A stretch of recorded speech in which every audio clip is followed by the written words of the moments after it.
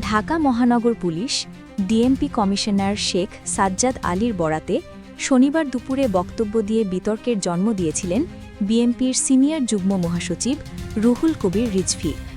সেই বক্তব্যের জন্য ডিএমপি কমিশনার সাদিক কায়েম ও জামায়াতে ইসলামের পক্ষ থেকে প্রতিবাদ বিবৃতির পর দুঃখ প্রকাশ করেছেন রিজভী।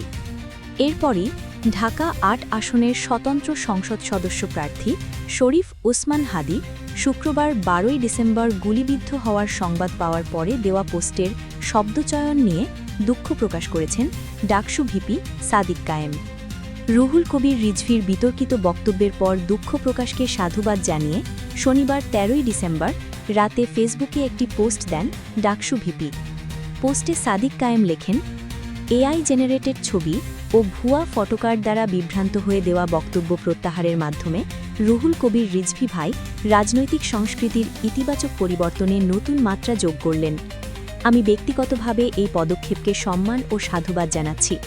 তিনি লেখেন, আমরা বিশ্বাস করি গণতান্ত্রিক রাজনীতিতে মতভেদ থাকবে, বিতর্ক থাকবে, কিন্তু ভুয়া তথ্য, এআই জেনারেটেড ছবি কিংবা যাচাইবিহীন বক্তব্য দিয়ে কাউকে কোনো ঘটনার সাথে জড়িয়ে ফেলা কখনোই কাম্য নয়। এই জায়গায় রিজভী ভাইয়ের অবস্থান সংশোধন ও দুঃখ প্রকাশ একটি ইতিবাচক দৃষ্টান্ত হয়ে থাকবে। সাদিক কায়েম লেখেন, একই সাথে উল্লেখ করা প্রয়োজন, বাংলাদেশ পন্থার রাজনীতিতে আমাদের কমন শত্রু আধিপত্যবাদী শক্তি, গণহত্যাকারী আওয়ামী লীগ ও তার দোসররা। আমরা তাদের ব্যাপারে সজাগ থেকে নিজ নিজ মতপথ ও দলের রাজনীতি করে ইনসাফ ভিত্তিক বাংলাদেশ গড়তে এগিয়ে যাব ইনশাআল্লাহ।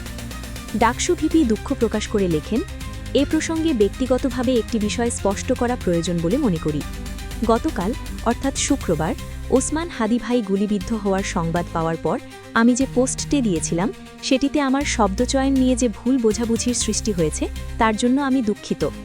অনেকেই গঠনমূলক সমালোচনা করেছেন এবং মূল্যবান পরামর্শ দিয়েছেন। সবার প্রতি কৃতজ্ঞতা জ্ঞাপন করছি।